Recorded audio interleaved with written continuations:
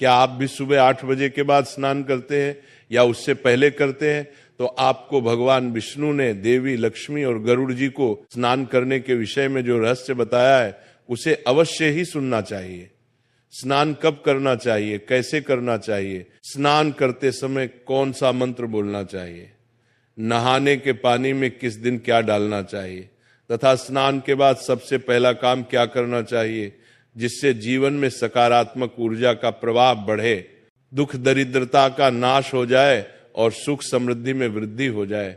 स्नान के सभी शुभ फलों को प्राप्त करने के लिए स्नान की सही विधि क्या है? भगवान विष्णु ने स्नान करने के विषय में बताया है कि स्नान कोई देह को स्वच्छ करने मात्र वाली क्रिया नहीं है, इसके सहस्र लाभ हैं। यदि सही विधि से स्नान किया जाए तो मनुष्य जीवन में कभी रोगी नहीं होगी, कभी दुखी नहीं होगा और कभी दरिद्र नहीं रहेगा। तो चलिए बिना देरी की आपको बताते हैं भगवान विष्णु ने स्नान के विषय में कौन सा महत्वपूर्ण ज्ञान देवी लक्ष्मी और गरुड़ जी को दिया है। एक बार क्षीर सागर में शेषनाग की शैया पर भगवान विष्णु और देवी लक्ष्मी विराजमान थे। उसी क्षण आकाश मार्ग से विंता पुत्र गरुड़ वहां आ पहुंचे। गरुड़ ने दूर से ही भगवान विष्णु और माता लक्ष्मी को दर्शन करते हुए विनम्रता पूर्वक प्रणाम किया और समीप आए। भगवान विष्णु ने मृदु मुस्कान के साथ आंखें खोली और गरुड़ का स्वागत किया। गरुड़ ने हाथ जोड़कर कहा, हे प्रभु नारायण, हे माता महालक्ष्मी, आपको कोटि कोटि प्रणाम। भगवान विष्णु ने प्रेम पूर्वक गरुड़ से पूछा, हे गरुड़, तुम्हारा स्वागत है। तुम्हारे चेहरे पर शंका दिखाई पा रही है, बताओ तुम्हारी निराशा का क्या कारण है? गरुड़ उत्सुकता पूर्ण स्वर में बोला, हे प्रभु, मैं अभी अभी पृथ्वीलोक का भ्रमण करके लौटा हूं। वहां मैंने अनेक मनुष्यों को देखा जो प्रतिदिन स्नान तो करते हैं फिर भी दुखी और क्लेशपूर्ण जीवन जीते हैं। वे मनुष्य प्रतिदिन प्रातः स्नान करते हैं फिर भी उनके दयनीय दिन दूर क्यों नहीं होते?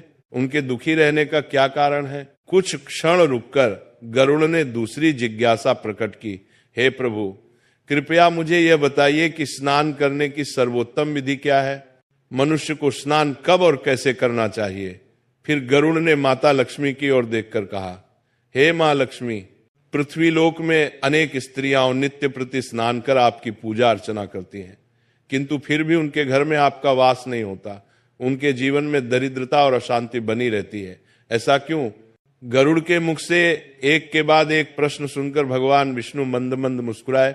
माता लक्ष्मी ने भी गरुड़ की जिज्ञासा को सराहना भरी दृष्टि से देखा। भगवान विष्णु गंभीरता से बोले, हे पक्षीराज, तुम्हारे सभी प्रश्न उचित हैं। तुमने अत्यंत महत्वपूर्ण विषय पर प्रश्न किया है। स्नान मानव जीवन का एक अनिवार्य कर्म है।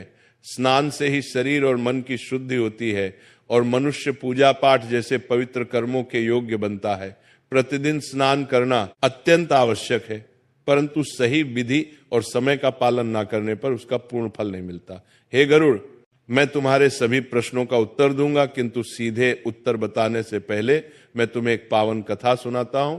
इस कथा को ध्यान से सुनो, इसमें छिपे ज्ञान से तुम्हारे समस्त संदेह दूर हो जाएंगे। गरुड़ जी ने उत्सुकता प्रकट करते हुए कहा, हे प्रभु, आपके मुख से इस कथा का श्रवण करना मेरा सौभाग्य है। कृपया मुझे वह कथा सुनाइए, मैं इसे ध्यान से पूरा सुनूंगा। फिर भगवान विष्णु गरुड़ जी को कथा सुनाते हैं जो आज मैं आपको सुनाने जा रहा हूं।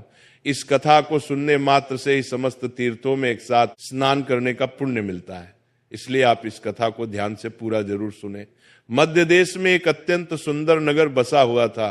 उस नगर में एक परम धनवान सेठ निवास करता था। उस सेठ के वैभव की चमक दूर दूर तक फैली थी। उसके महल जैसे घर में किसी भौतिक सुख की कमी ना थी। ईश्वर की कृपा से उसके यहाँ 3 सुंदर कन्याओं ने जन्म लिया था। सेठ ने अपनी तीनों पुत्रियों को बड़े लाड़ प्यार से पाला। उनकी हर इच्छा पूरी की जाती। उन्हें रेशमी वस्त्र, आभूषण और सुख सुविधाओं से भरपूर जीवन मिला। तीनों बहनें रूप और यौवन में अनुपम थी और चंचल स्वभाव से सबका मन मोह लेती थी, किंतु अपनी संतानों को अपार सुख देने के उत्साह में सेठ एक बात भूल गया।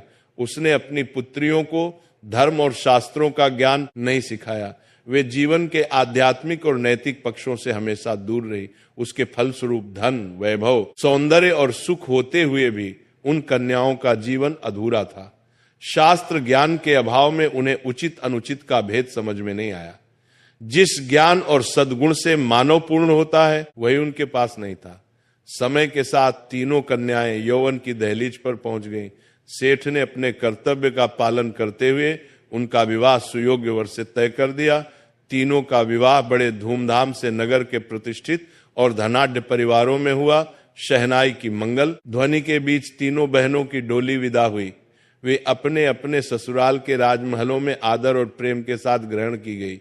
नई दुनिया में कदम रखते ही सास, ससुर और पति ने उनका भव्य स्वागत किया और स्नेह पूर्वक घर की लक्ष्मी कहकर पुकारा। परंतु विलासिता और लापरवाही के चलते उनकी कुछ आदतें बिगड़ चुकी थी। तीनों बहुएं सुबह देर तक सोई रहती, सूर्योदय होने पर भी बिस्तर पर पड़ी रहती। जब उनकी आंख खुलती तो दिन ऊपर आ गया होता था। वे आलस्य से देर से उठती और सुबह जल्दी स्नान करने में उनकी थोड़ी भी रुचि नहीं थी। कई बार बिना स्नान किए ही रसोई घर की ओर चली जाती और भोजन ग्रहण कर लेती। पूजा पाठ तो कभी कभार वो भी बेमन से करती। उनके ससुराल में बड़ी बुजुर्ग महिलाओं ने कई बार उन्हें टोकने का प्रयत्न किया। किसी की सास ने प्यार से समझाया, बेटी सुबह जल्दी उठकर स्नान कर लिया करो, बिना स्नान कुछ मत खाया करो। पर तीनों बहनों ने अपनी सास की बात को अनसुना कर दिया। उन्होंने मुस्कुराकर बात टाल दी और अपने मनमाने शौक पर चलती रही। आलस्य और अनुशासनहीनता उनके स्वभाव में बस चुकी थी। समय बीतने लगा और जल्द ही उन घरों में अशुभ परिवर्तन दिखाई देने लगे। एक के बाद एक व्यापार में घाटे होने लगे। कभी माल की चोरी हो जाती तो कभी बड़ा निवेश डूब जाता। ऋण लेकर भी व्यवसाय संभाले नहीं संभल रहा था। स्थिति यहां तक पहुंची कि उन परिवारों को अपनी जायदाद एक एक कर बेचनी पड़ी। महलों के वैभव को त्याग कर अब वे साधारण झोपड़ी में रहने को विवश हो गए। परंतु वे तीनों बहनें तंगहाली और कष्टमय जीवन सहने को तैयार नहीं थी। झोपड़ी में उनका मन बिल्कुल नहीं लगा। आखिर में वे अपनी ससुराल छोड़कर लौटकर अपने पिता के घर आ गए। अचानक तीनों पुत्रियों को द्वार पर देख सेठ चकित रह गया, परंतु संतानों के प्रति प्रेम में उसने बाहें फैलाकर उनका स्वागत किया। अपनी दुखियारी बेटियों को गले लगाते हुए उसने स्नेह से कहा, कोई बात नहीं, तुम अपने ही घर आई हो। बेटियों के वापस आ जाने से सेठ को आत्मिक शांति मिली, किंतु जल्द ही उसने गौर किया कि उनकी दिनचर्या अब भी नहीं बदली थी। मायके में भी वे पहले की तरह देर से सोकर उठती और बिना नहाए आराम से रसोई से भोजन ले लेती। इधर पिता अपनी ओर आती विपत्ति से अनजान था। कुछ ही समय में सेठ के व्यापार में भी अजीब कठिनाइयां आने लगी। सौदे विफल होने लगे, बाजार में उसकी विश्वसनीयता घटने लगी और धन हानि का सिलसिला शुरू हो गया। दिनों दिन हालत बिगड़ती गई। सेठ सोच में पड़ा था कि ऐसा कैसे हो रहा है, उसके समृद्ध व्यापार में हानि ही हानि क्यों हो रही है। उसे समझ नहीं आया कि यह अनर्थ किस कारण घट रहा है। अंततः हताश होकर सेठ ने ईश्वर का स्मरण किया। रोज की चिंताओं ने उसे तोड़ दिया था। एक रात वह सितारों भरे आकाश की ओर देखकर बोला, हे प्रभु, ये कैसी विपत्ति है, मेरा तो सब कुछ उजड़ता जा रहा है, कोई राह दिखाओ। उसकी आंखों से आंसू टपक पड़े। उस दुख भरी पुकार के कुछ ही समय बाद एक दिन सेठ के द्वार पर एक दिव्य तेजस्वी साधु पधारे। साधु वेशधारी कोई और नहीं, स्वयं भगवान विष्णु थे, जो सेठ की विपदा हरने मानव रूप में आए थे। साधु के रूप में विष्णु के मस्तक पर जटाजूट सुशोभित थी। आंखों में करुणा का सागर लहरा रहा था। उनकी देह से एक दिव्य आभा चमक रही थी। जैसे ही सेठ ने उन्हें देहरी पर देखा, उसके मन को एक अनोखी शांति का अनुभव हुआ। सेठ भागा हुआ आया और श्रद्धा पूर्वक साधु महाराज को भीतर आमंत्रित किया। आदर पूर्वक उनके चरणों को प्रणाम कर आसन दिया और स्वयं हाथ जोड़कर विनीत भाव से सामने खड़ा हो गया। साधु ने प्रेम पूर्वक उसका अभिवादन स्वीकार किया। सेठ ने तुरंत एक ताम्र पात्र में जल लाकर उनके चरण धोए। उस जल से उठती पवित्रता मानो समस्त घर में फैल गई। सेठ ने भरे मन से कहा, स्वामी, आपने मेरे द्वार आने का कष्ट किया, मेरा जीवन धन्य हो गया। दिव्य पुरुष ने सेठ के मुख की उदासी को देख लिया और स्नेह भरे स्वर में पूछा, वत्स, तुम्हारे चेहरे पर चिंता की रेखा स्पष्ट है, मुझे अपने हृदय का दुख बताओ। सेठ का जैसे बांध टूट गया। उसने अवरुद्ध कंठ से उस पर जो बीती है वो सुना डाली। स्वामी, कभी मेरा घर धन धान्य से भरा था, 3 पुत्रियों के विवाह धूमधाम से किए, पर उनके ससुराल में प्रवेश करते ही वहां विपदा आ गई। सेठ ने आगे कहा, उनके पतियों का व्यापार चौपट हो गया, परिवार कंगाल हो गए, मेरी बेटियां दुखी होकर मायके लौट आई, सोचा यहां सुख से रहेंगी, परंतु प्रभु की लीला देखिए, अब मेरे अपने व्यापार में भी भारी नुकसान होने लगा है। सेठ ने अपनी बेटियों को भी पास बुला लिया, तीनों झुकी नजरों और व्याकुल हृदय से साधु के सामने खड़ी हो गई। सेठ बोला, महाराज यही मेरी बेटियां हैं जिनके भाग्य का पता नहीं कैसा उल्टा चक्र चल पड़ा है। साधु ने ध्यान मग्न दृष्टि उन तीनों पर डाली। कुछ पल में ही उन्हें दिव्य ज्ञान से सब भेद दिख गया। उन्होंने देखा कि उन बहनों के चारों ओर घोर तिमिर का एक नकारात्मक घेरा मंडरा रहा है। वह नकारात्मक ऊर्जा उनका पीछा एक साए की तरह कर रही थी, जहां जाती थी वहीं अंधकार छा जाता था। साधु का हृदय करुणा से भर उठा। साधु ने गंभीर स्वर में सेठ से कहा, वत्स, तुम्हारी इन तीनों पुत्रियों की अपनी ही आदतों ने इनका भाग्य बिगाड़ा है। इनकी आलसी दिनचर्या और अशुद्ध आचरण के कारण ही इनके चारों ओर दुर्भाग्य ने घेरा बनाया है। तीनों बहनें हतप्रभ होकर साधु को निहारने लगी।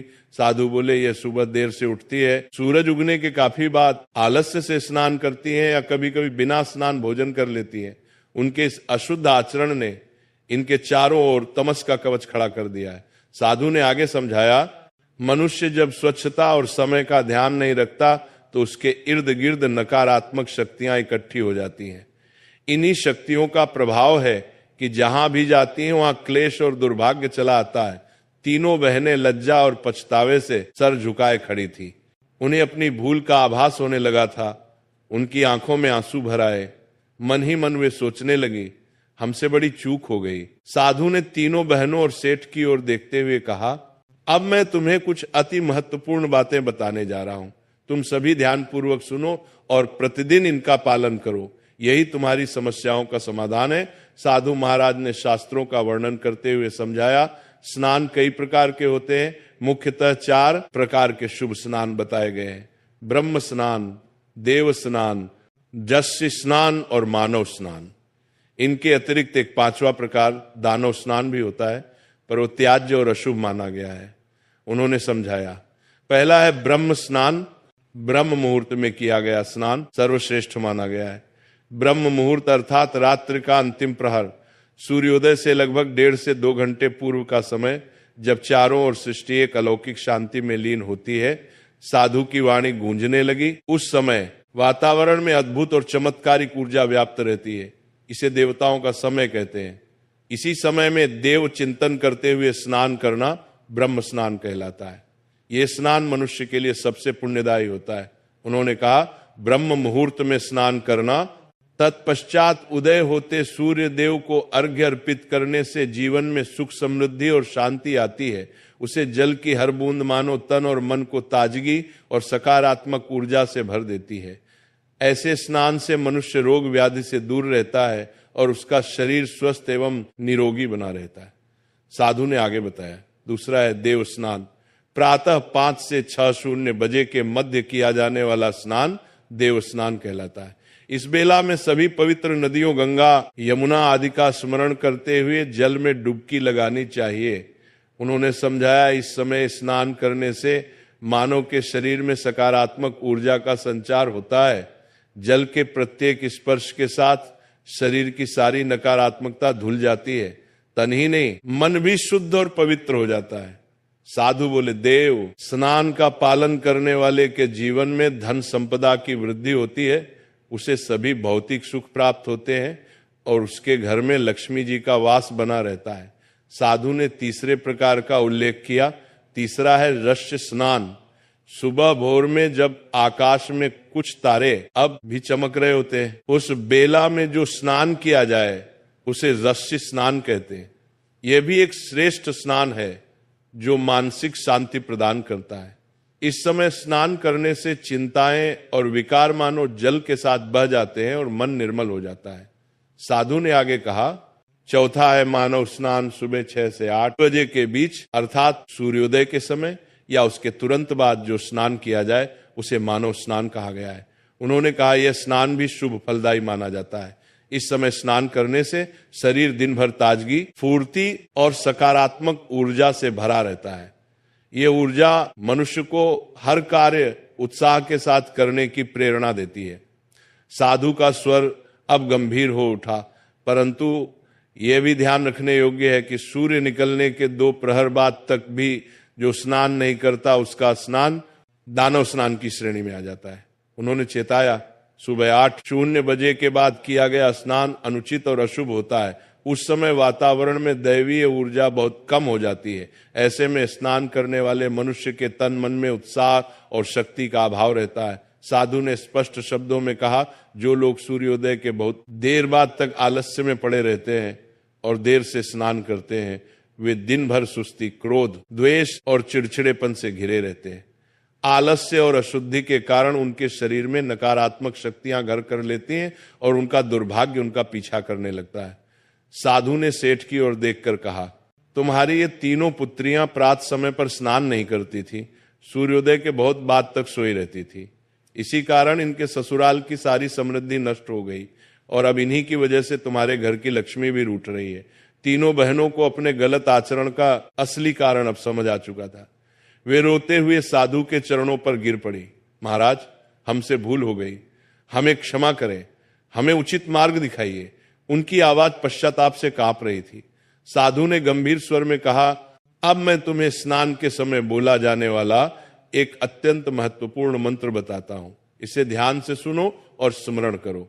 जो भी इस मंत्र का उच्चारण करते हुए स्नान करता है, उसके सभी पाप उसी क्षण नष्ट हो जाते हैं, उसका दुर्भाग्य दूर हो जाता है और उसे अपार सुख समृद्धि प्राप्त होती है। गंगा यमुना चैव गोदावरी सरस्वती नर्मदे सिंधु कावेरी जल अस्मिन सन्निधि कुरु। साधु ने मंत्र का अर्थ बताते हुए कहा, इसका भाव यह है कि हे पवित्र नदियों गंगा यमुना गोदावरी सरस्वती नर्मदा सिंधु और कावेरी, आप सब इस स्नान के जल में सन्निधि विराजमान हो। साधु मुस्कुराते हुए बोले, इस मंत्र का उच्चारण करते हुए स्नान करने से ऐसा पुण्य मिलता है मानो मनुष्य ने सभी तीर्थों में स्नान कर लिया हो। सभी पाप धुल जाते हैं और सौभाग्य का उदय होता है। भगवान विष्णु रूपी उस साधु ने स्नान के महत्व की यह कथा सुनाकर और समस्त विधियां समझाकर सेठ और उसकी पुत्रियों को मार्ग दिखा दिया था।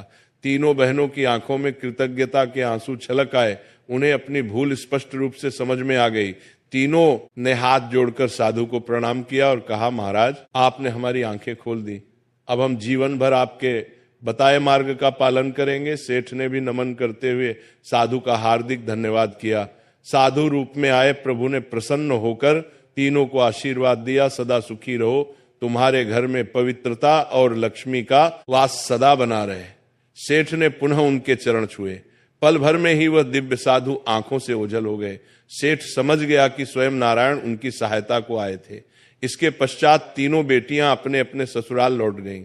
इस बार वे नवजीवन के संकल्प के साथ गई थी। उन्होंने प्रभु द्वारा बताए गए स्नान के नियमों का कठोरता से पालन शुरू कर दिया। अब रोज तड़के ब्रह्म मुहूर्त में ही उनकी आंखें खुल जाती। निद्रा त्याग वे तुरंत पवित्र नदियों का स्मरण करते हुए स्नान करती। स्नान के पश्चात उदय होते सूर्य को ताम्रपात्र में जल भर अर्घ्य देती और श्रद्धा से भगवान का स्मरण करती। नित्य प्रातः स्नान से उनका शरीर और मन पवित्र हो गया। जो काली छाया उनके पीछे लगी थी वह धीरे धीरे पूरी तरह मिट गई। घरों का वातावरण फिर से शांत और सकारात्मक होने लगा। धीरे धीरे उनके पतियों के डूबते व्यापार को फिर से सहारा मिलने लगा। जिन सौदों में लगातार हानि हो रही थी वे अब लाभ देने लगे। घर में धन की बरकत लौट आई और खोया वैभव पुनः प्राप्त होने लगा। जो झोपड़ियां कभी अंधेरे और उदासी का अड्डा बन गई थी, वहां अब दीपक की ज्योति फिर से चमक उठी। परिवारों में प्रसन्नता लौट आई। घर के बड़े बुजुर्ग बोले, लगता है घर की लक्ष्मी अब प्रसन्न होकर लौट आई है। भगवान विष्णु यह कथा सुनकर मौन हुए तो क्षीर सागर में फिर वही शांति छा गई। गरुड़ मंत्रमुग्ध से ये सब सुनते रहे थे। अब उन्हें अपने सभी प्रश्नों का उत्तर मिल चुका था। माता लक्ष्मी ने कोमल स्वर में जोते हुए कहा, जहां आलस्य, गंदगी और अशुद्धि रहती है वहां मेरा वास नहीं हो सकता। जो स्त्रियां नित्य स्नान तो करती हैं लेकिन यदि समय का पालन नहीं करती या विधि को पूरी तरह नहीं मानती, वहां भी समृद्धि टिकती नहीं है। देवी बोली, मैं वहां निवास करती हूं जहां भोर के प्रकाश के साथ जागरण होता है, स्नान से तन मन पवित्र रखे जाते हैं और सच्ची श्रद्धा से ईश्वर का स्मरण होता है। गरुड़ ने हर्ष भरी विनम्रता के साथ भगवान विष्णु और माता लक्ष्मी को प्रणाम किया। उसने ऊंचे स्वर में जयकार किया, जय श्री हरि विष्णु, जय मां लक्ष्मी। आपकी कृपा से आज मेरा चित्त प्रकाश से भर गया, इसलिए हमें भी आलस्य त्याग कर नित्य प्रति सूर्योदय से पूर्व उठकर स्नान करना चाहिए। तब ईश्वर की आराधना एवं स्मरण करने से हमारे जीवन में सदा पवित्रता, सकारात्मक ऊर्जा और मां लक्ष्मी की कृपा बनी रहे।